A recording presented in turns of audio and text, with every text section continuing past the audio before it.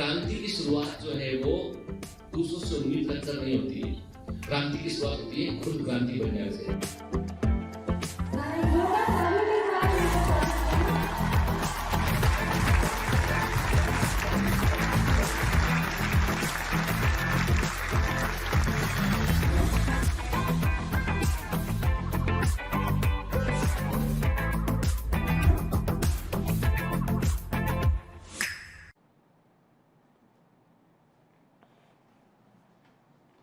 Hello commandos, welcome to biomentors classes online. I am doctor Jitendra Singh. तो चलिए आज से एक नया चैप्टर शुरू करते हैं, दैट इज दी बायोमोलिक्यूल्स।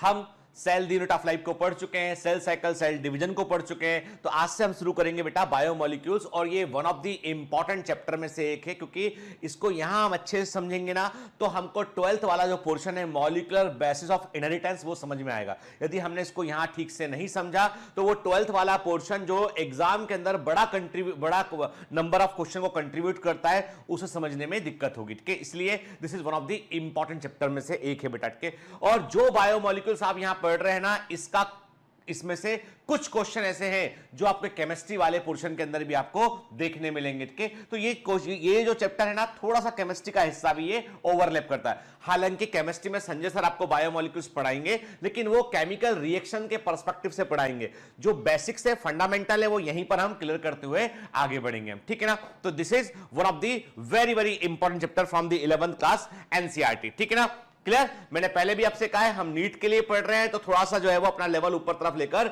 चलेंगे हम। ठीक है बेटा, है ना। देखिए, अब एक बात क्लियर है हम सबको, यदि मैं आपसे पूछता हूं कि what is the meaning of life, ठीक है, बड़ा कठिन क्वेश्चन है कि जीवन का मतलब क्या है, तो हम कई सारे उत्तर देते हैं। हमारे जो आंसर हैं वो सोशियोलॉजी के पॉइंट ऑफ व्यू से, समाज शास्त्र के पॉइंट ऑफ व्यू से हो सकते हैं, फिलॉसफी दर्शन शास्त्र के पॉइंट ऑफ व्यू से हो सकते हैं, फिजिक्स के पॉइंट ऑफ व्यू से हो सकते हैं, केमिस्ट्री के पॉइंट ऑफ व्यू से हो सकते हैं। लेकिन मैंने आपको एक बात हमेशा कही है, आपको जब मैंने cell the unit of life पढ़ाया तब भी कहा मैंने आपको, जब सेल साइकिल, सेल डिवीजन पढ़ाया तब भी मैंने आपसे कहा कि सेल के अंदर जो मॉलिक्यूल्स हैं वही सारा कुछ खेल करते हैं। ठीक है, मतलब जैसे आपने देखा था स्पिंडल फाइबर्स है, माइक्रोट्यूब्यूल्स है, ट्यूबुलिन प्रोटीन है, ट्यूबुलिन प्रोटीन से माइक्रोट्यूब्यूल बने, माइक्रोट्यूब्यूल से स्पिंडल फाइबर बने, स्पिंडल फाइबर क्रोमोसोम का मूवमेंट कर रहे हैं, फिर डीएनए का रेप्लिकेशन हुआ, एंजाइम डीएनए पॉलीमरेज लगा, एंजाइम है मतलब प्रोटीन से बना है वो। तो बहुत सारी बातें की हमने डीएनए के बारे में, आरएनए के बारे में। तो अब वक्त आ गया है कि हम मॉलिक्यूल्स को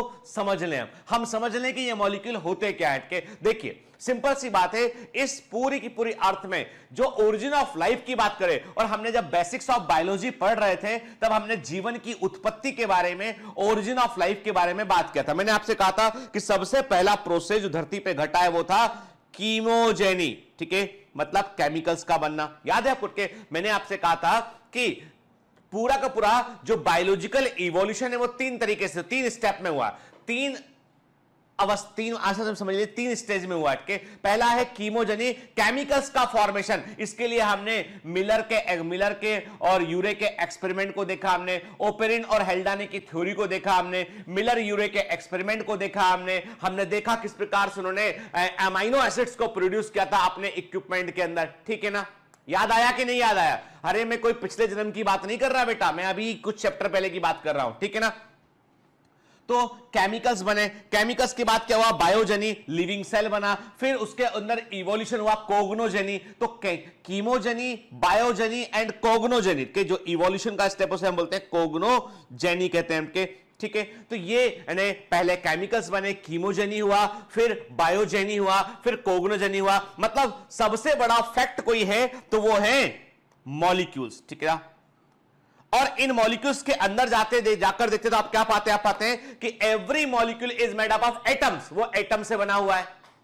किससे बना है बेटा? वो एटम से बना है। मतलब इलेक्ट्रॉन, प्रोटॉन, न्यूट्रॉन, उससे एटम बना है, और एटम से जो है वो बना हुआ मॉलिक्यूल बना हुआ है। ठीक है, फिर एटम के अंदर सब एटॉमिक पार्टिकल है, इलेक्ट्रॉन, प्रोटॉन, न्यूट्रॉन है। सारा खेल कैसे चल रहा है? जैसे आपने माइटोकॉन्ड्रिया में इलेक्ट्रॉन ट्रांसपोर्ट सिस्टम की बात की थी हमने, एनर्जी निकालने के लिए। फोटोसिंथेसिस में फिर से हमने इलेक्ट्रॉन के बारे में बात किया था। हमने कहा था कि सोलर एनर्जी को लेकर जो क्लोरोप्लास्ट है उसके अंदर प्रेजेंट क्लोरोफिल पिगमेंट है, उसके अंदर एक्साइटेशन होता है। इलेक्ट्रॉन जो है वो एनर्जी को लेकर हायर ऑर्बिट में निकल के जंप कर जाता है इलेक्ट्रॉन, और वही हाई एनर्जी का इलेक्ट्रॉन शुगर मॉलिक्यूल में इकट्ठा होता है।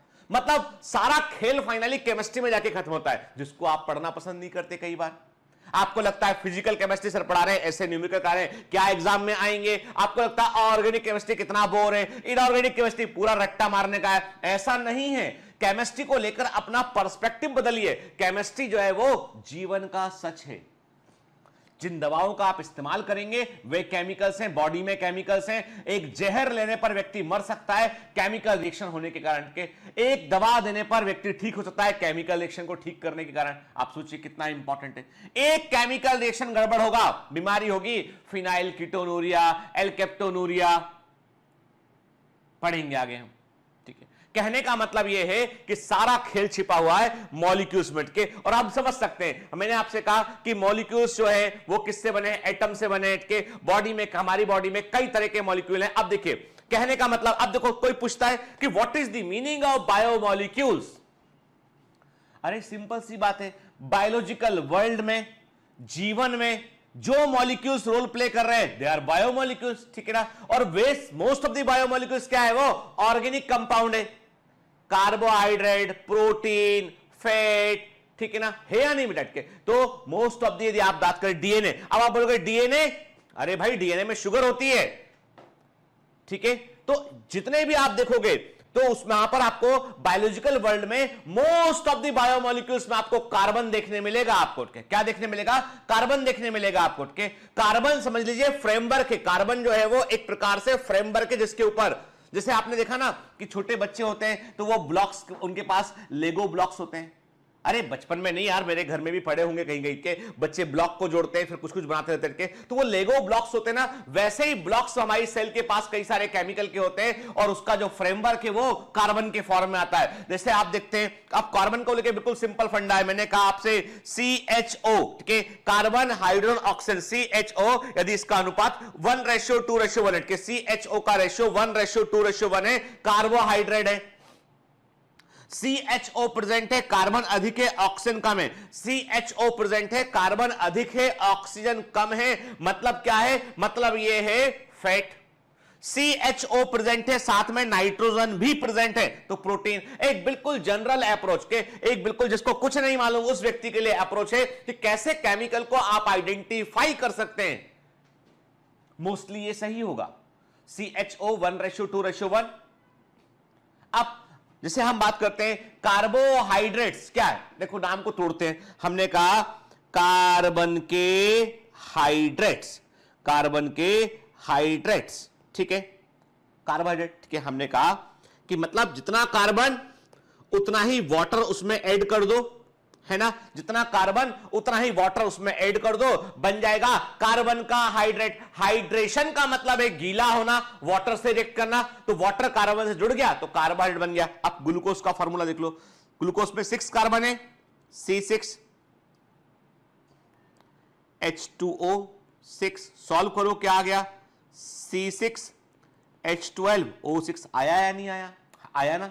मतलब सारा खेल जो है वो कार्बन के आसपास घूम रहा होता है। कि अब देखिए आप देख रहे हैं कि जो जो आपकी सेल के अंदर जो न्यूक्लियस है, कि न्यूक्लियस है, न्यूक्लियस के अंदर आप देख रहे हो क्या प्रेजेंट है, उसमें क्रोमोसोम प्रेजेंट है, क्रोमोसोम में डीएनए प्रेजेंट है। ठीक है, डीएनए जो है वो न्यूक्लियोटाइड से बना होता है। ठीक है, फिर आपने कहा जो सेल मेम्ब्रेन है, सेल मेम्ब्रेन की जो है वो लिपिड और प्रोटीन से बनी होती है। सेल मेम्ब्रेन के प्रोटीन जो होते हैं वो अमाइनो एसिड से बने होते हैं। सेल वॉल है, सेल वॉल सेलुलोज से बनी होती है। सेलुलोज जो है वो सिंपल शुगर से बना होता है, कि बीटा डी ग्लूकोज का पॉलीमर होता है। ठीक है, पढ़ा हुआ है हमने। मतलब फाइनली किसी भी ऑर्गन को, किसी भी स्ट्रक्चर को आप लेकर जाएंगे, जो है वो माइक्रो लेवल तक लेके जाएंगे, तो आप पाएंगे कि आपको एक मॉलिक्यूल या एटम ही मिलेगा। और सबसे मजे की बात यह कि आप चाहे ह्यूमन सेल ले लें, चाहे कोई बैक्टीरिया की सेल ले लें, जब आप उसको फाइन लेवल पे जाएंगे तो आपको वही केमिकल मिलेंगे जो दूसरी सेल के अंदर प्रेजेंट है। ऐसा नहीं है कि इंसान के शरीर के अंदर आपको बॉडी सेल को जलाया तो अंदर से गोल्ड मिलेगा। भाई इंसान है इसलिए गोल्ड है, डायमंड मिला है gold. Diamond is not a element के, ठीक है। तो कार्बन का फॉर्मेट के। तो एक्चुअली में आपने जलाया, जलाने पे आपने कहा भाई इंसान है इसलिए इसके अंदर सोना बहुत सारा प्रेजेंट होगा, ऐसा नहीं होता है। आपने कहा कि ये बैक्टीरिया है इसके अंदर आयरन प्रेजेंट होगा, वो भी नहीं होता है। मतलब सबके पास कार्बन है, सबके पास हाइड्रोजन है, सबके पास सेम टाइप के जो है वो एटम प्रेजेंट है, सेम टाइप के मॉलिक्यूल प्रेजेंट है। फर्क थोड़ा बहुत उसके कंपोजिशन का हो सकता है, स्ट्रक्चर में बड़ा फर्क नहीं है, ठीक है ना। चलिए, तो जैसे आप देखते हैं वाटर मॉलिक्यूल के, water is the best medium for chemical reaction, water is the best reagent, water is the best reactant. जल जो है वो अभिकारक के समान काम करता है, अभिकर्मक के समान काम करता है और माध्यम के समान काम करता है। कहने का मतलब यह है कि प्रयोगशाला में, लेबोरेटरी में रखा हुआ ड्राई कॉपर सल्फेट पाउडर रखा हुआ है, कॉपर सल्फेट, वो रिएक्ट नहीं कर रहा है, वो रिएक्ट नहीं कर रहा है। सल्फ्यूरिक एसिड को हमने ड्राइड फॉर्म में रखा है, रिएक्ट नहीं करेगा। लेकिन यदि आपने उसको एक्वस सॉल्यूशन बनाया, it become a highly reactive chemical बन जाएगा। Water is the best medium for chemical reaction, इसीलिए जीवन की उत्पत्ति पानी के अंदर हुई, वाटर के अंदर हुई, इसलिए ओरिजिन ऑफ लाइफ कहां हुआ, वाटर में हुआ। अब प्रश्न उठता है कि वाटर मॉलिक्यूल में जो है, यदि मैं पूछूं कि फॉर्मूला आप सबको मालूम है, H2O होता है, ठीक है, ठीक। मैंने कहा फॉर्मूला क्या होता है, वो फॉर्मूला होता है इसका H2O होता है, ठीक है। ये है ऑक्सीजन, ठीक है, ये है hydrogen,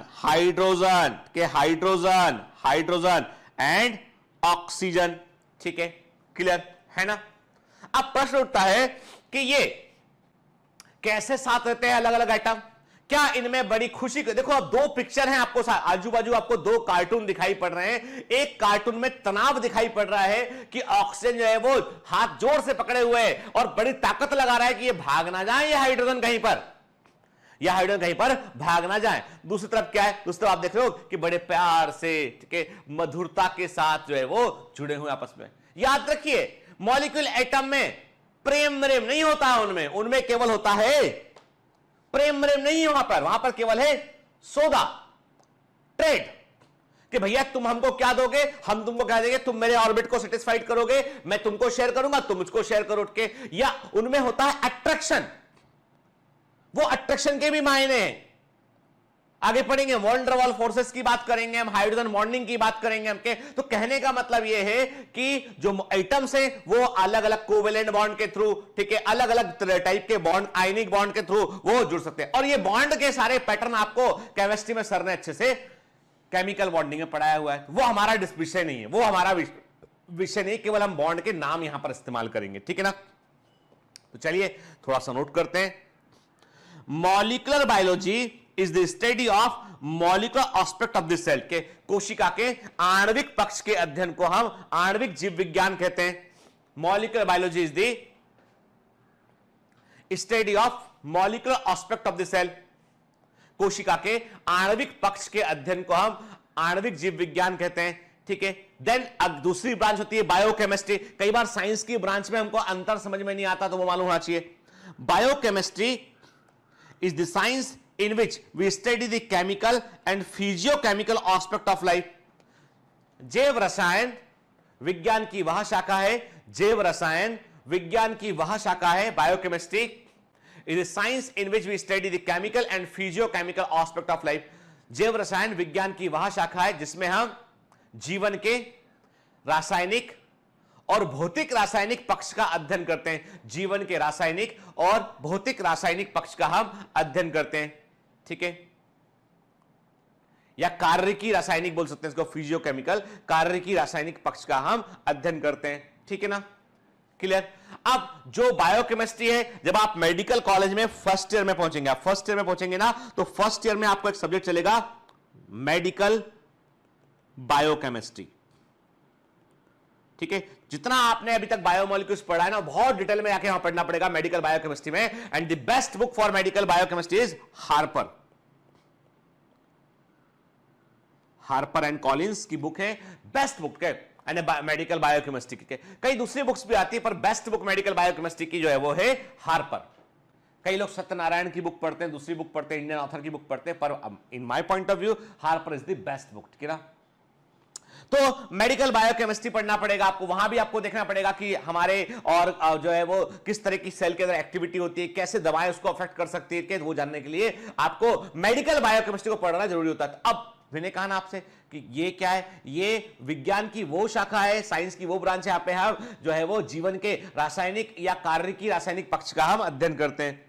The chemical or molecule which are present in the living organism are known as biomolecules. अब जो भी केमिकल मॉलिक्यूल जो है वो लिविंग ऑर्गेनिज्म में प्रेजेंट है, दे ऑल आर बायोमोलिक्यूल्स, उन्हें हम जैव अणु बोलेंगे हम, ठीक है। बिल्कुल सिंप्लीफाइड डेफिनेशन यही है इसके कि द केमिकल्स और molecules which are present in living organism are known as biomolecule. जीवित जीवों के अंदर पाए जाते हैं उन्हें हम बायोमोलिक्यूल्स कहते हैं।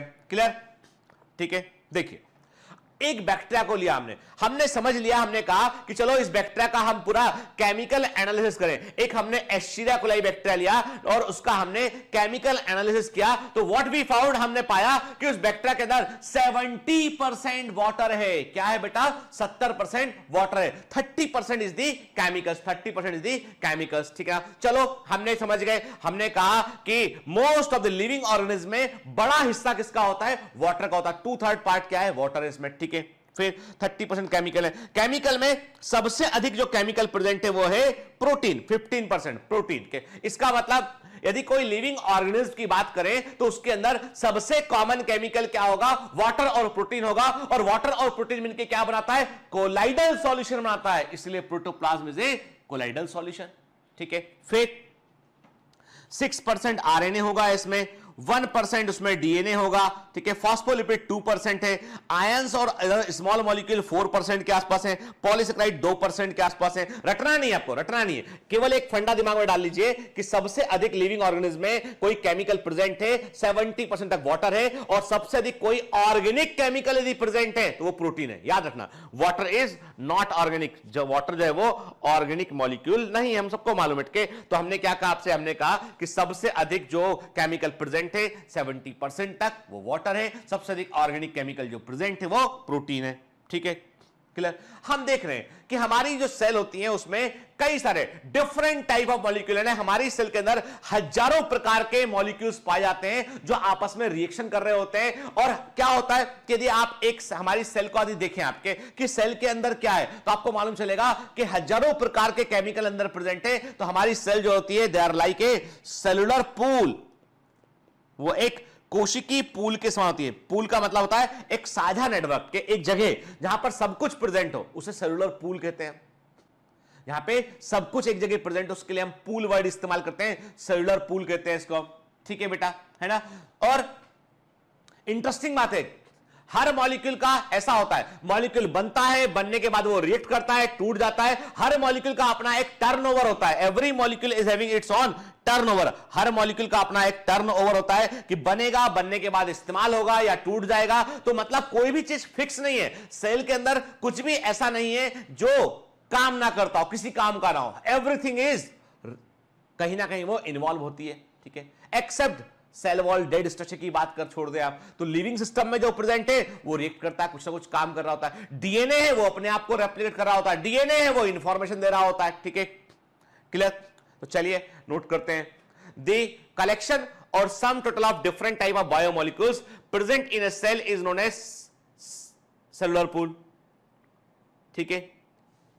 एक कोशिका में पाए जाने वाले सभी जैव अणुओं के समग्र रूप को, एक कोशिका में पाए जाने वाले सभी जैव अणुओं को समग्र रूप से कोशिकी पूल कहते हैं। द कलेक्शन और sum total of different type of biomolecules present in a cell is known as cellular pool. एक कोशिका में पाए जाने वाले सभी जैव अणुओं को समग्र रूप से कोशिकी पूल कहते हैं। कोशिकी पूल कहते हैं, के सेलुलर पूल कहते हैं। इसके लिए आप सेलुलर पूल वर्ड का बेटा इस्तेमाल करते हैं, सेलुलर पूल वर्ड का आप यूज करते हैं, ठीक है ना। क्लियर। चलिए आगे बढ़ते हैं। The organic biomolecules are carbohydrate जिसमें कार्बन होगा, ऑर्गेनिक में कार्बन एंड प्लस हाइड्रोजन। याद रखिए CO2 इज नॉट ऑर्गेनिक, ये ऑर्गेनिक नहीं है। ऑर्गेनिक की कंडीशन है कि उसमें कार्बन होना चाहिए और हाइड्रोजन होना चाहिए, ठीक है। तो carbohydrate, lipid, protein, nucleic acid, amino acid और उनके डेरिवेटिव जो होते हैं they are the organic biomolecule. ये organic biomolecule, they are the organic biomolecule के। क्लियर?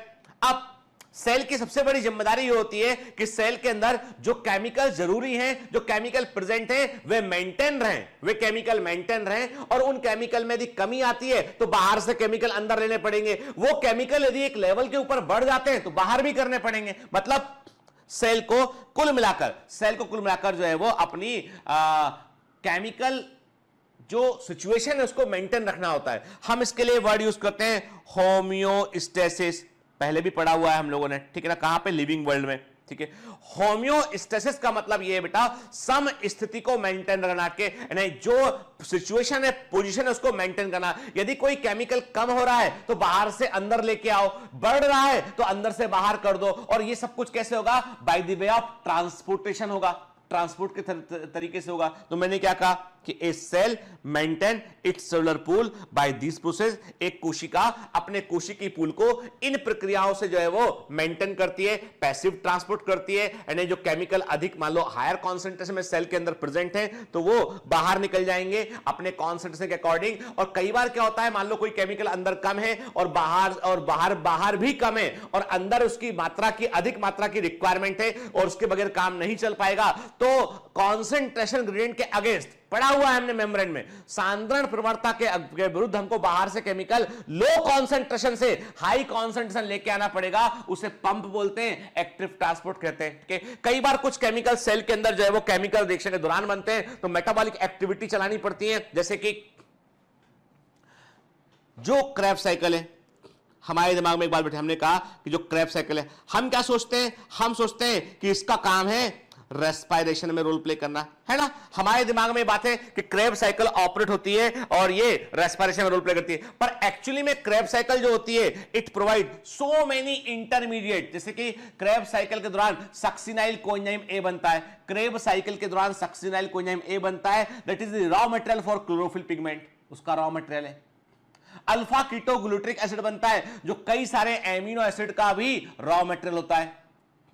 तो मतलब यह है कि क्रेब साइकिल में जो जितने कई सारे केमिकल बनते हैं वो कहीं ना कहीं दूसरी पाथवे के लिए भी काम आते हैं।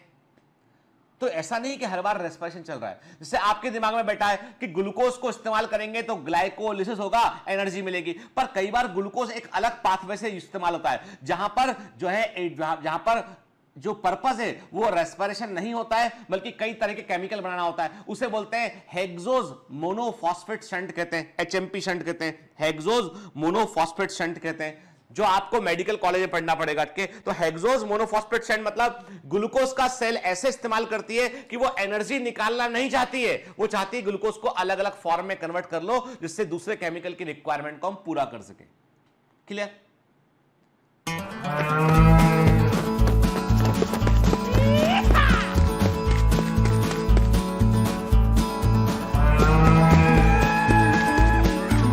Hi, sorry to disturb you in between lecture. But it's important to inform you. You should download Biomentors app from Google Play Store. We need your support, so please take subscription to become an official commando of Biomentors. Bye bye. Continue your lecture.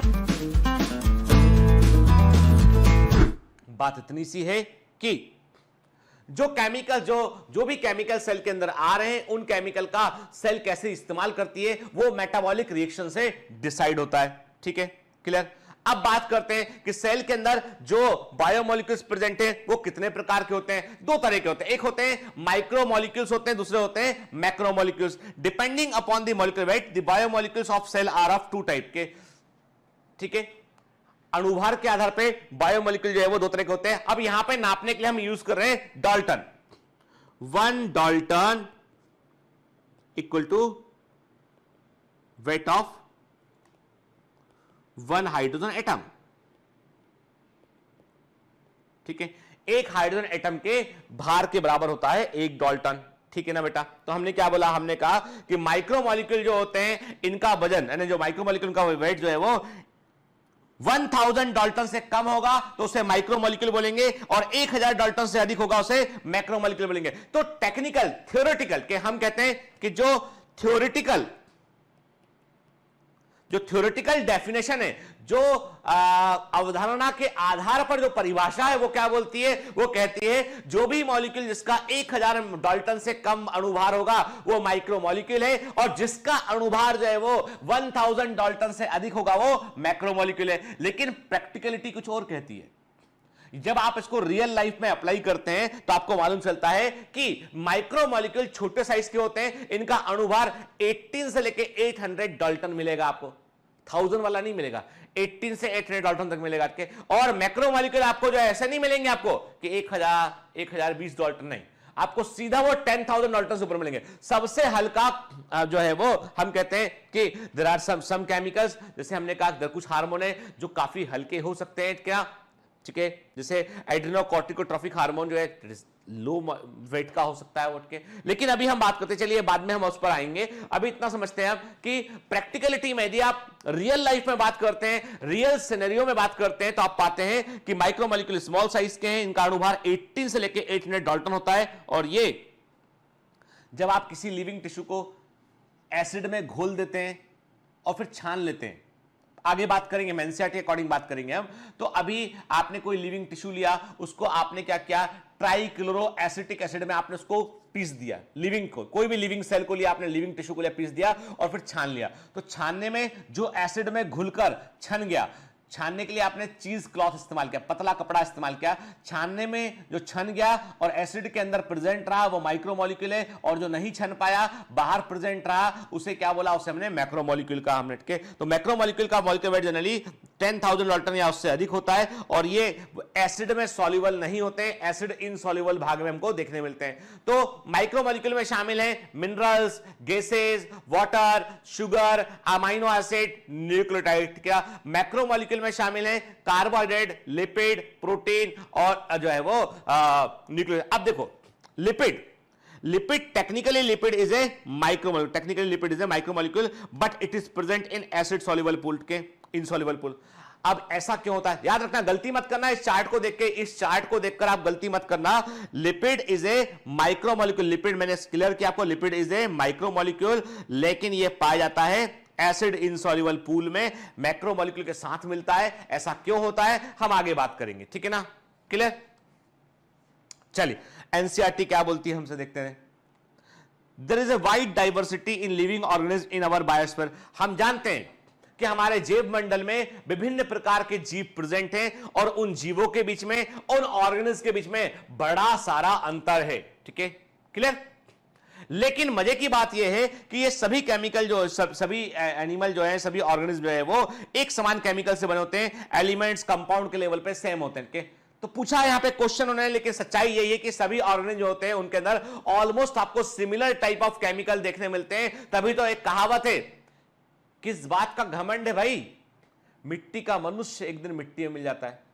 जो मिट्टी का मनुष्य है वो एक दिन मिट्टी में, अरे हम सब भी इसी मिट्टी से उत्पन्न हुए के, यानी किसी व्यक्ति को चाहे जो है वो उसका दफना दिया जाए, चाहे जला दिया जाए, फाइनली वही केमिकल, वही राख बनती है जो लकड़ी के जलने पर बनती है, के जो किसी और चीज के जलने पर बनती है। मतलब कोई बड़ा फर्क नहीं है कि जो भी है वो ये है कि हमको एक टाइम फ्रेम मिला हुआ है, जिस टाइम फ्रेम में हम दुनिया से इंटरेक्ट कर रहे हैं। कि हम सबकी जिंदगी लाइफ जो है वो ऐसी है बेटा कि हम सबको एक समय काल मिला हुआ है, और हम एक रंगमंच पर है जहां पे हमको अपना रोल प्ले करना है और हमको इस दुनिया से इंटरेक्ट करना है। हम दुनिया हमारे पहले भी चल रही थी, हमारे बाद भी चलती रहेगी, लेकिन यह है कि हमारा रोल क्या है, हमने क्या कंट्रीब्यूट किया, क्या ऐड किया, वो इंपॉर्टेंट है। आज हम लुईस पास्चर की बात करते हैं, अलेक्जेंडर फ्लेमिंग की बात करते हैं, आज हम जो है एडवर्ड जेनर की बात करते हैं, हम आइजैक न्यूटन की बात करते हैं, कि हम मैडम क्यूरी की बात करते हैं, कि हम रदरफोर्ड की बात करते हैं, हम जो है बोहर की बात करते हैं, हम आफबाउ की बात करते हैं, ठीक है, हम जो है वो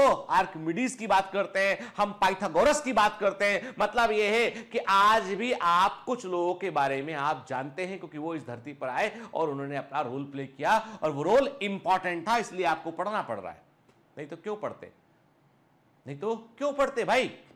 अब तक अरबों मनुष्यों का जन्म होके खत्म हो चुके हैं वो उठ के, क्या हमें हर मनुष्य का नाम मालूम है? क्या हमें हर मनुष्य का रोल क्या रहा जिंदगी मालूम है? हमें नहीं मालूम। हमें कुछ गिनती के राजा, राजा भी हजारों की लाखों की संख्या में रह चुके अब तक के, हमें गिनती के किंग मालूम है। हम जानते हैं द ग्रेट एम्परर अशोका के बारे में जानते हैं हम कि उन्होंने क्या किया। हम चंद्रगुप्त मौर्य के बारे में जानते हैं हम अकबर के बारे में जानते हैं हम जानते हैं मगध सम्राट के बारे में, भगवान बुद्ध के बारे में जानते हैं हम महावीर के बारे में जानते हैं हम गिने चुने आप देखेंगे हर समय काल में लाखों करोड़ों लोग रहे हैं, सबको तो याद नहीं रख पाते। कहने का मतलब वही है कि ये जीवन का जो बेस्ट पॉसिबल इस्तेमाल किया, लाइफ का जो बेस्ट पॉसिबल इस्तेमाल किया, वही मनुष्य जो है वो याद रखा गया। कि अब ये मौका, अपॉर्चुनिटी सबको मिला है, लेकिन अब डिपेंड करता है कि उसको हम कितना आगे लेके जाते हैं। क्या हम कभी जिंदगी में किताबों में या कोर्स में शामिल हो पाएंगे? That is very important question. समझ गए ना? हे बेटा, आप सब तो बिल्कुल उगते हुए सूर्य हैं आप लोग। जिस दिशा में आपको ढला जाएगा ना, आप रोशनी करेंगे। आप बहुत कुछ कर सकते हैं। मुझसे यदि बहुत उम्मीद रखेंगे तो मैं बोलूंगा कि मेरे से उम्मीद अब जो है वो, क्योंकि मैं अपना करियर सेट कर चुका हूं, मेरे पास उतनी संभावनाएं नहीं हैं जितनी संभावनाएं आपके पास हैं। आप प्रज्वलित होती हुई ज्योति हैं। आप वो हैं जो जिस भी रूप में जाएंगे ढाल सकते हैं अपने आप को। आप सर्वश्रेष्ठ हैं। कोशिश कीजिए एक बार। पता है आपको, ये गणेश उत्सव चल रहा है अभी, है ना? क्या पता था उस मिट्टी को कि उस मिट्टी से, जिस मिट्टी से भगवान गणेश की मूर्ति बनाई गई है, आपके घरों में रखी हुई है, कि आप पूजा पाठ कर रहे हैं, सम्मान कर रहे हैं पूरा उसको के, तो वो मिट्टी बनेगी या घर का चूल्हा बनेगा, क्या बनेगा हमें नहीं मालूम। सब वैसी मिट्टी के समान है, लेकिन यहां पर एक चॉइस है हमारे पास कि हम कैसा बनना चाहते हैं, ये हम तय कर सकते हैं। मिट्टी वो तय नहीं कर पाएगी, वो तय हमको करने की चॉइस है। हम उससे बेहतर है इस मामले में।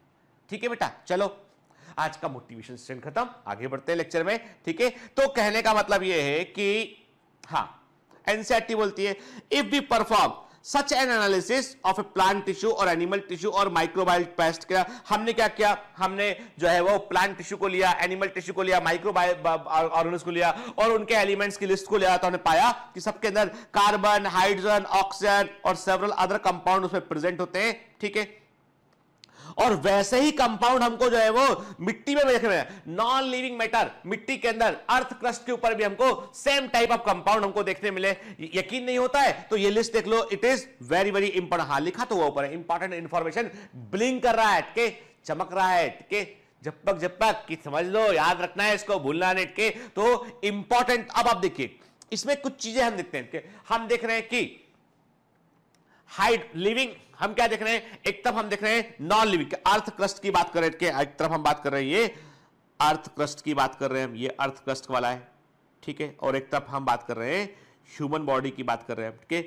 ठीक, तो हम क्या पा रहे हैं, हम पा रहे हैं कि hydrogen is more in the human body as compared to earth crust but present at both places.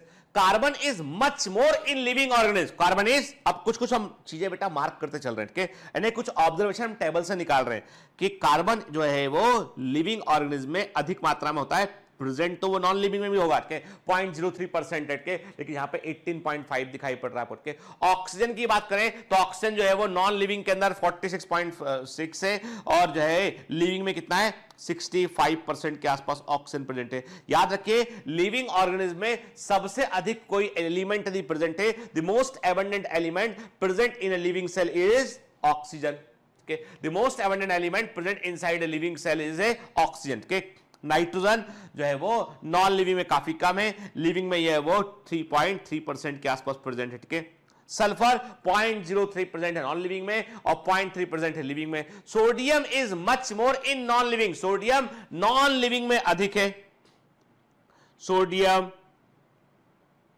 ठीक है, हम देख रहे हैं सोडियम हो गया, है ना, कैल्शियम हो गया, मैग्नीशियम हो गया, सिलिकॉन हो गया, they are much more in non living के, जबकि लिविंग में इनकी मात्रा काफी कम होती है के, और सिलिकॉन लिविंग के अंदर नेग्लिजिबल होता है के। और ये जो टेबल तैयार किया है, इसको तैयार किया है बेटा जो है वो ये adopted by C.N.R. Rao, understanding chemistry book है, यूनिवर्सिटी प्रेस हैदराबाद की एक बुक है अंडरस्टैंडिंग केमिस्ट्री, उस बुक से ये टेबल लिया गया है। That is the one of the most relatable and actual में जैसा कंपोजिशन है उसको यहां बताया गया है, ठीक है ना। तो एक बात तो क्लियर हुई कि most of the chemical living और नॉन लिविंग दोनों के अंदर पाए जाते हैं, सेम टाइप ऑफ केमिकल होते हैं, फर्क केवल इनकी मामूली कंपोजिशन का फर्क इसमें हो सकता है, ठीक है ना। ठीक, अब दोनों लिस्ट में डिफरेंस क्या है, चलिए हम डिफरेंस से बात करते हैं। In absolute term no such differences could be made out के, यदि आप जो है वो केवल यदि आप जो है वो वॉल्यूम वाइज ना देखें, आप सिंपल बात करें तो आप पाएंगे कि एलिमेंट में कोई बड़ा अंतर नहीं है, इसमें कि कोई बड़ा डिफरेंस यहां पर प्रेजेंट नहीं है कि all the element present in a sample of earth crust are also present in sample of living tissue के सारे एलिमेंट आपको सब जगह पर देखने मिलेंगे, लिविंग में भी देखने मिलेंगे, नॉन लिविंग में देखने मिलेंगे के। लेकिन जब आप क्लोजली देखते हैं आप कि भाई इनके परसेंटेज में वॉल्यूम में क्या फर्क है, तो आप क्या पाते हैं, आप पाते हैं कि कार्बन हाइड्रोजन जो है वो एंड ऑल्सो दी ऑक्सीजन के, कार्बन हाइड्रोजन की हम बात करें तो वो जो है वो लिविंग ऑर्गेनिज्म में अर्थ क्रस्ट की तुलना में, कि अर्थ क्रस्ट की बात करें, अर्थ क्रस्ट की तुलना में वो अधिक प्रेजेंटेड के, क्लियर। तो however a closer examination reveals that the relative abundance of carbon and hydrogen with respect to the other element is higher in any living organism that in the earth crust, ठीक है। ठीक, अब question ये उठता है कि हमें chemical composition का एनालिसिस कैसे करना चाहिए, कि how to analyse the chemical composition, ये भी बड़ा सिग्निफिकेंट सी चीज है बेटा, के याद रखिएगा। We can continue asking in the same way what type of organic compound are found in living organisms, के how does one can go finding the answer। चलिए हम एक एक्सपेरिमेंट जो एनसीईआरटी में रखा उसकी बात करते हैं। उन्होंने कहा कि आप क्या कीजिए, आप कोई भी लिविंग टिश्यू लीजिए, आपके आप सब्जी ले लीजिए, सब्जी का एक टुकड़ा ले लीजिए, पत्ती ले लीजिए, आपके लीफ ले लीजिए आपके, ठीक है, एक जो मीट का थोड़ा सा पीस ले लीजिए आपके, तो कोई भी लिविंग टिश्यू को लेने के बाद में आप उसको जो है वो होता ना, वो घर में होता है मोर्टल एंड पेस्टल, समझते हैं वैसा होता है। अरे वो क्या बोलते हैं यार, इस प्रकार का ऐसा होता है, मेरे घर में भी यार अदरक वदरक कूटने के काम आता है, और उसमें ऐसा होता है जिससे उसमें कूट लेते हैं, मोर्टल एंड पेस्टल बोलते हैं इसको। हिंदी में क्या बोलते हैं मुझे याद नहीं आ रहा, वो खलबट्टा तो यार अलग चीज होती है, खलबट्टा जो होता है ना बड़ा, वो नॉर्थ इंडिया में पाया जाता है, वो कूटने के लिए ऊपर से वो अलग होता है। ये मोर्टल एंड पेस्टल दिखा आपने कि वो मार्बल का मिलता है जिसमें से दवाओं को जो है वो ऐसे क्रश करते हैं के, तो उसी की बात करें यहाँ पे। तो मोर्टल एंड पेस्टल को लेकर हमने क्या किया, उसमें लिविंग टिश्यू को उसमें डाला, और trichloro acetic acid, very very IMP, don't forget this chemical, NCERT में ट्राइक्लोरो एसिटिक एसिड का हम इस्तेमाल करते हैं, ठीक है। और उसको हम एक थिक स्लरी के एक प्रकार का पेस्ट डालते हैं उसको, ठीक है, एक थिक स्लरी पेस्ट डालते हैं, और उसके बाद इसको हम छानते हैं, किससे, एक चीज क्लॉथ से या पतले से कॉटन क्लॉथ से हम छानते हैं, ठीक है। तो दो चीजें मिलेंगी हमें, एक तो छना हुआ लिक्विड मिल जाएगा हमको, और एक जो नहीं छन पाया वो मिलेगा, ठीक है ना। तो वन इज कॉल्ड फिल्ट्रेट जो होता है वो छन चुका है वो है, और वो एसिड के साथ मिलेगा, क्योंकि एसिड तो लिक्विड है तो वो तो छन जाएगा बेटट के, तो एसिड सॉल्युबल पूल के साथ में मिलेगा हमें के। तो filtrate is the acid soluble pool के। दूसरा जो नहीं छन पाएगा वो रिटेंटेड होता है, वो एसिड में इनसॉल्युबल फ्रैक्शन होता है, वो एसिड में अघुलनशील या इनसॉल्युबल फ्रैक्शन होता है वो, ठीक है। साइंटिस्ट को जो है वो एसिड सॉल्युबल पूल में जो है उन्हें हजारों प्रकार के ऑर्गेनिक कंपाउंड देखने मिलते हैं। एसिड सॉल्युबल पूल में होते हैं माइक्रोमोलिक्यूल जो कई तरह के होते हैं, और जो रिटेंटेड था उसमें होते हैं मैक्रोमोलिक्यूल जो लिमिटेड टाइप के होते हैं, ठीक है। देखिए, all the carbon compound that we get from living tissue can be called biomolecule के। जो भी कार्बन कंपाउंड हमें लिविंग टिश्यू के अंदर से देखने मिलते हैं सब वो बायोमोलिक्यूल की कैटेगरी में आते हैं। Everything is biomolecule. याद रखिए, बायोमोलिक्यूल्स जो है वो वेरियस टाइप के हो सकते हैं। बायोमोलिक्यूल्स में कार्बन के अलावा भी, ध्यान से बात सुनो, उल्टा मत समझना इसको, कि बायोमोलिक्यूल्स में कार्बन के अलावा भी मॉलिक्यूल हो सकते हैं, कार्बन के अलावा भी केमिकल बायोमोलिक्यूल्स का हिस्सा हो सकते हैं। लेकिन जो भी कार्बन वाले मॉलिक्यूल आपको लिविंग सिस्टम के अंदर मिलेंगे दे ऑल आर बायोमोलिक्यूल्स, वे सभी बायोमोलिक्यूल होते हैं, ठीक है ना, क्लियर। देखिए, तो अब क्वेश्चन उठता है कि what is the characteristic of biomolecule के, यानी बायोमोलिक्यूल की क्या कैरेक्टरिस्टिक होती है। देखिए क्या लिखा है, most of them, not all, most of them are organic compound. ठीक है, समझ गए, जो भी कार्बन वाला मॉलिक्यूल है सेल के अंदर प्रेजेंट वो बायोमोलिक्यूल ही है। ठीक है ना, clear. They have specific shape and dimension, ये अलग अलग शेप या डायमेंशन के हो सकते हैं मॉलिक्यूल के। Functional group determine there chemical properties, और इन बायोमोलिक्यूल्स में जो है इनके अपने फंक्शनल ग्रुप होते हैं, मतलब किसी के पास मिथाइल ग्रुप है, किसी के पास इथाइल ग्रुप है, और उसके थ्रू ये रिएक्शन करते हैं, इनके पास फंक्शनल ग्रुप होते हैं। ठीक है, many of them are asymmetric, के उनमें से कई जो होते हैं वो असममित होते हैं, एसिमेट्रिक होते हैं, सिमेट्रिकल मॉलिक्यूल नहीं होते, बहुत सारे एसिमेट्रिकल मॉलिक्यूल होते हैं। ठीक है, मैक्रो मॉलिक्यूल जो होते हैं वो लार्ज मॉलिक्यूल होते हैं, जो छोटे छोटे मॉलिक्यूल के जुड़ने पर बनते हैं, और इन छोटे मॉलिक्यूल को हम माइक्रो मॉलिक्यूल कहते हैं या मोनोमर कहते हैं। क्या बोलते हैं इनको, मोनोमर कहते हैं। मोनोमर मतलब माइक्रो मॉलिक्यूल के, इनके जुड़ने पर क्या बनता है, पॉलीमर बनता है। जैसे ग्लूकोज के जुड़ने पर क्या बना, सेलुलोज बना, बीटा डी ग्लूकोज से जुड़ने पे क्या बना, सेलुलोज बना। तो बीटा डी ग्लूकोज क्या, मोनोमर हो गया, जबकि माइक्रो मॉलिक्यूल हो गया, जबकि सेलुलोज क्या हो गया, मैक्रो मॉलिक्यूल हो गया। ठीक है, building block molecule have simple structure, जो भी मोनोमर होते हैं, जो पॉलीमर को बनाने में इस्तेमाल होते हैं, जो माइक्रो मॉलिक्यूल होते हैं, उनमें आपको सिंपल स्ट्रक्चर देखने मिलता है। क्लियर। ठीक है, there are about 5000 chemicals in the living world comprising around 3000 type of reaction. एक नॉर्मल सेल में, एक एवरेज बात कर रहे हैं कि हर सेल में इतना रिएक्शन जरूरी नहीं है, एक एवरेज बात कर रहे हैं कि जीवित कोशिकाओं में, जैविक संसार में 5000 प्रकार के केमिकल होते हैं, और तकरीबन 3000 प्रकार की रिएक्शन होती है, 3000 प्रकार की रिएक्शन होती है, 3000 टाइप ऑफ रिएक्शन होती है।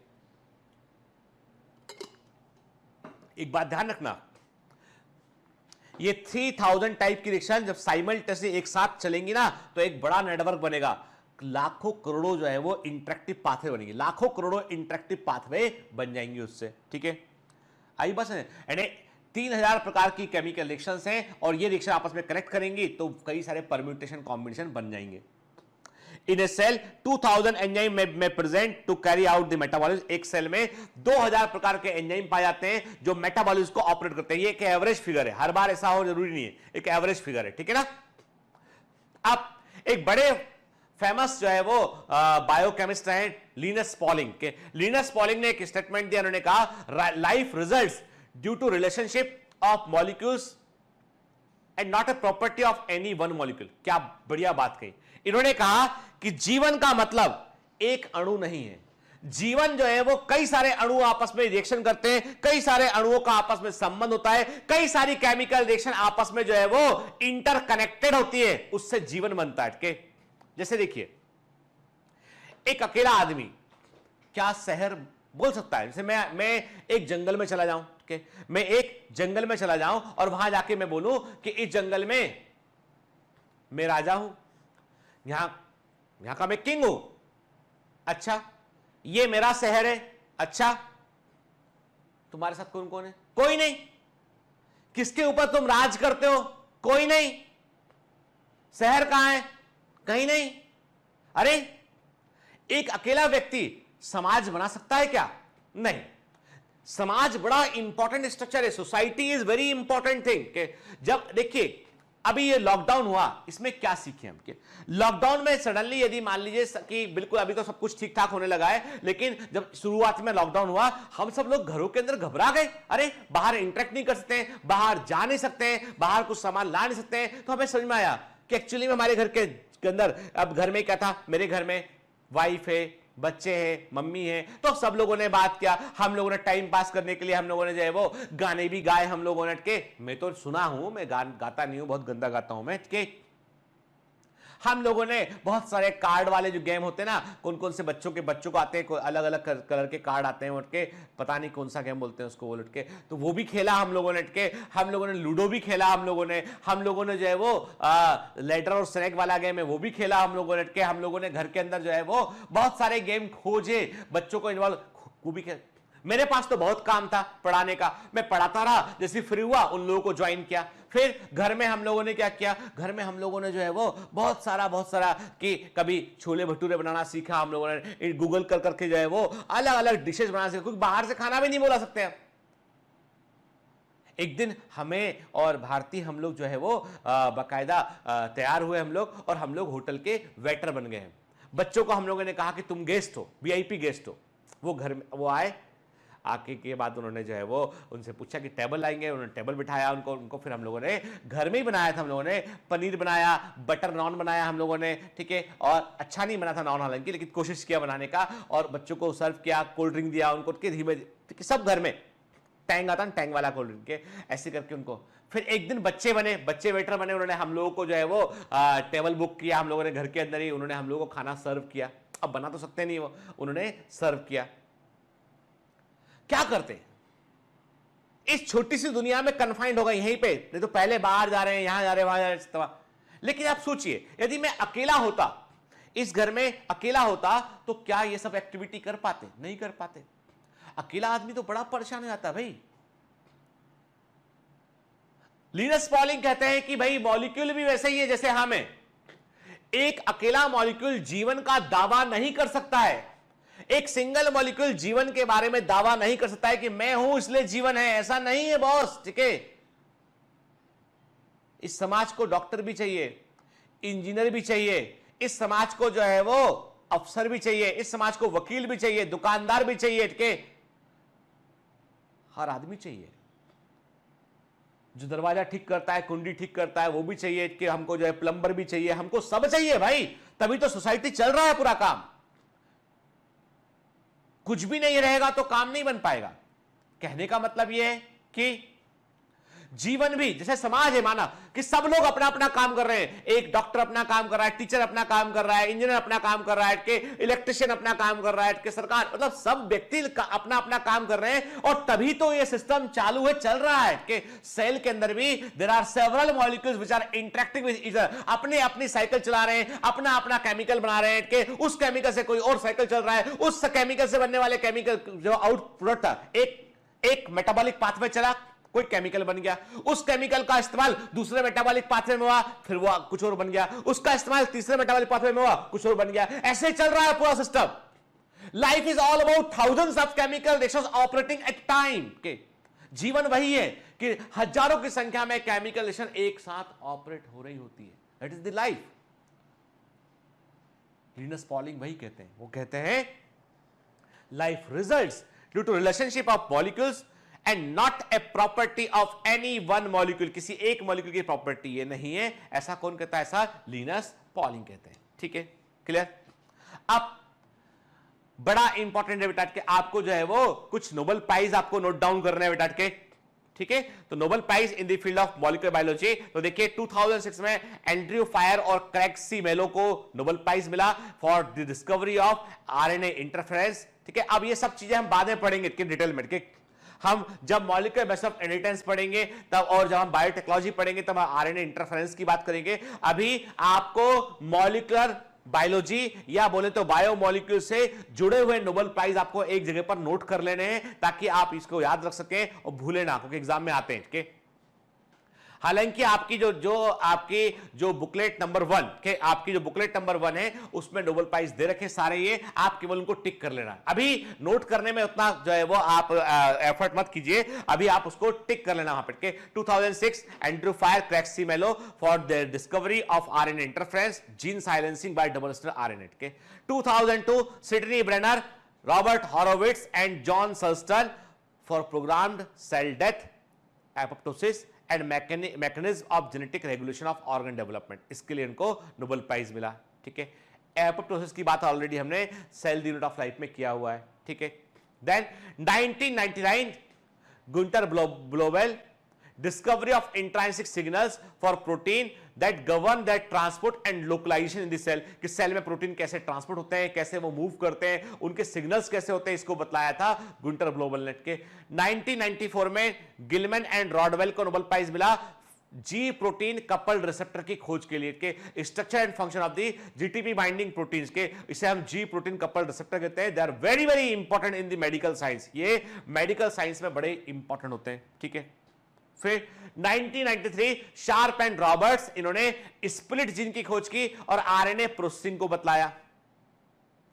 1989 थॉमस स्केच and Sidney Altman discovery of non protein enzyme ribozyme. Ribozyme एक ऐसा कैटालिटिक आरएनए होता है, एक ऐसा छोटा आरएनए होता है जिसमें कि एंजाइम के समान काम करने की क्षमता होती है। इसको खोया था थॉमस कैच और सिडनी आल्टमान ने, और इसके लिए नोबेल प्राइज मिला था 1989 में के।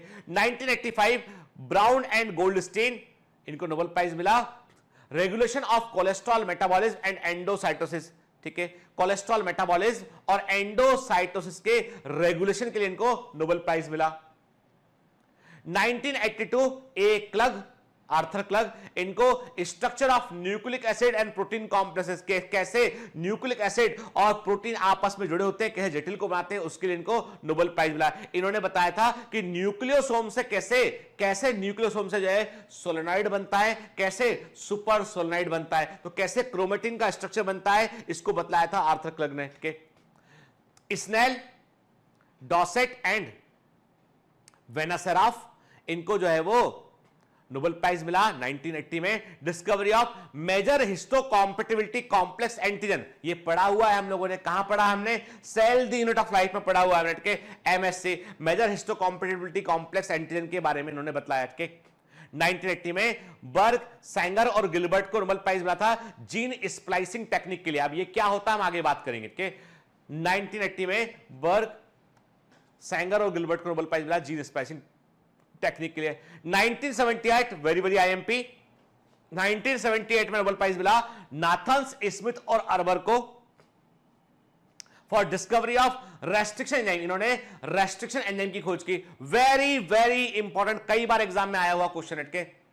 ठीक है, ये सब नोबेल प्राइज जो लिख रहे हैं, तो अभी हम केवल एक लिस्ट तैयार कर रहे हैं। अभी ये मत बोलना है आपने समझाया नहीं कि ये क्या है, ये क्या है, आगे बात करेंगे, सबका जिक्र आएगा आगे, चिंता मत कीजिए। ठीक है, 1975 Temin, Baltimore and Dulbecco, Temin, Baltimore, Dulbecco, discovery of reverse transcription, इन्होंने रिवर्स ट्रांसक्रिप्शन की खोज की, उसके नोबेल प्राइज मिला के। 1972 Stein Moore and Anfinsen, relationship of primary and secondary structure of protein, very IMP के। Stein, Moore and Moore and Anfinsen, इन्होंने protein के प्राइमरी और सेकेंडरी स्ट्रक्चर के संबंधों को बतलाया।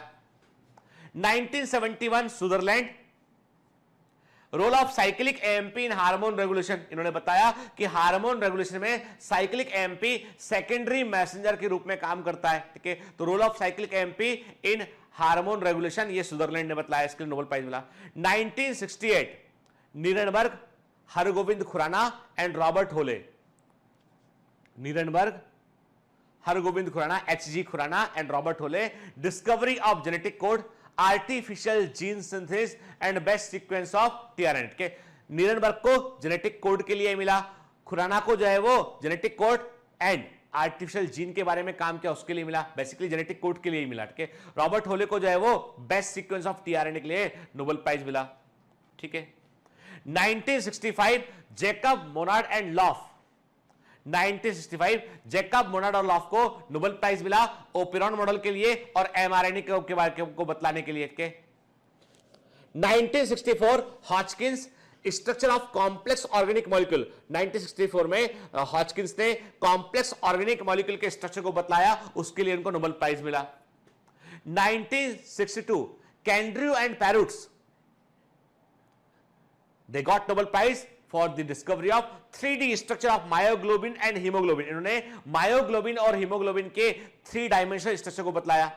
एंड 1962 में एक बड़ा इंपॉर्टेंट नोबेल प्राइज मिला, इस पर एग्जाम में कई बार क्वेश्चन आया हुआ है, Watson, Crick and Wilkins, double helical model of DNA, इन्हें नोबेल प्राइज मिला डीएनए के डबल हेलिकल मॉडल को बतलाने के लिए इनको नोबेल प्राइज मिला। क्लियर? 1959 Kornberg and Ochoa. अब आप बोलोगे सर ये इतना क्यों लिखा रहे हो, शीट दे दो, ये कर दो, वो कर दो। भैया देखो ऐसा बुकलेट मिल चुका ऑलरेडी के, हम तुमको शीट पे शीट देते हैं, तुम खोल के भी ना देखो, थोड़ा लिख लोगे, मेहनत कर लोगे तो याद रहेगा के। सारी लिस्ट जो इंपॉर्टेंट है यहां पे इससे चैप्टर जुड़ी वो एक साथ आ गया है इसमें, ठीक है ना? ठीक, तो आलस मत करो। कॉर्नबर्ग एंड ओका, in vitro synthesis of DNA and RNA respectively. Kornberg ने डीएनए को लेबोरेटरी में तैयार किया और ओका ने आरएनए को तैयार किया। 1958 Beadle and Tatum, they got Nobel prize on their work on gene expression, इन्होंने जीन एक्सप्रेशन पे जो काम किया उसके लिए इनको नोबेल प्राइज मिला। ठीक है, 1958 Sanger, he got Nobel prize for the primary structure of protein बतलाया इन्होंने। 1957 टोड, डिस्कवरी ऑफ न्यूक्लियोटाइड के, टोड को नोबेल प्राइज मिला न्यूक्लियोटाइड की खोज के लिए। 1954 Linus Pauling, studies of peptide bond of protein, उन्होंने प्रोटीन के पेप्टाइड बॉन्ड का अध्ययन किया, उसके लिए नोबेल प्राइज मिला। 1946 Sumner, he got Nobel prize for crystallization of enzyme urease, ठीक है ना, इन्होंने एंजाइम यूरिएज का के रवे तैयार के, क्रिस्टल तैयार के, उसके लिए नोबेल प्राइज मिला। 1943 George de Hevesy, he got Nobel Prize for his discovery of radioisotope tracer technique, कि कोई भी मॉलिक्यूल में आप रेडियोएक्टिव केमिकल लगा दो और उसका आप पाथ पता कर सकते हो, कि उसका आप पूरा का पूरा केमिकल रिएक्शन में रोल प्ले पता कर सकते हैं। तो जॉर्ज डी हेवेसी को रेडियो आइसोटोप ट्रेसर टेक्निक के लिए नोबेल प्राइज मिला। 1926 स्वेडवर्क फॉर अल्ट्रा सेंट्रीफ्यूगेशन टेक्निक, इनको नोबेल प्राइज मिला, अल्ट्रा सेंट्रीफ्यूगेशन टेक्निक के लिए इनको नोबेल प्राइज मिला। 1910 van der Waals, physical property of liquid, इन्होंने तरल की भौतिक प्रवृत्ति को बतलाया, भौतिक गुणधर्म को बतलाया, फिजिकल प्रॉपर्टीज ऑफ लिक्विड के लिए नोबेल प्राइज मिला। 1910 कौशल, केमिस्ट्री ऑफ न्यूक्लियस, निकी न्यूक्लियस के अंदर कौन से केमिकल्स प्रेजेंट हैं, नाइट्रोजन बेस प्रेजेंट है, उस तरह की बातें कौशल ने बतलाई, इसको इसके लिए नोबेल प्राइज मिला। 1903 Buchner, discovery of enzyme, enzyme की खोज के लिए इनको नोबेल प्राइज मिला। 1902 Emil Fischer, studies on protein, protein पे अपने अध्ययन के लिए इनको नोबेल प्राइज मिला। तो 1901 से नोबेल प्राइज मिलना शुरू हुआ, 1901 से, तब से लेके अब तक के सारे इंपॉर्टेंट नोबेल प्राइज जो मॉलिक्यूलर बायोलॉजी जुड़े हुए हैं वो एक साथ लिखे। और हमने कैसे लिखा, रिसेंट से लेके ओल्डेस्ट तक लिखा हमने के, ठीक है ना, जो जरूरी है पता होना चाहिए हमको, ठीक है ना बेटा, है ना। चलिए, तो नेक्स्ट क्लास में हम बात करेंगे वाटर की प्रॉपर्टीज के ऊपर से और फिर बायोमोलिक्यूल्स में हम आगे बढ़ेंगे। इस चैप्टर में बहुत कुछ समझने का है बेटा, और ये चैप्टर जो है ऐसा लगता है कि बायोमोलिक्यूल बोर्ड चैप्टर है, केमिकल रटना पड़ेंगे, नहीं बेटा, this is one of the very very interesting chapter. कुछ स्ट्रक्चर जरूर हमको याद रखना पड़ेगा, लेकिन यदि आप उसको जीवन की बाकी अभिक्रियाओं से जोड़ते हुए चलेंगे ना, मतलब everything where you have to think like कि this is important for the life, ठीक है ना, तो पढ़ने में मजा आएगा, है ना। चलिए पढ़ते रहिए, मेहनत करते रहिए, all the best.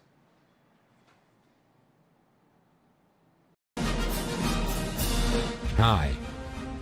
To become an official commando of Biomentors, join us at www.biomentors.online. Here you can solve daily practice papers, an online test. You can download performance enhancement sheets. You can track your progress. You can interact with other fellow commandos. Join us and prepare yourself. It's a commando training for your success. Download Biomentors online app from Google Play Store.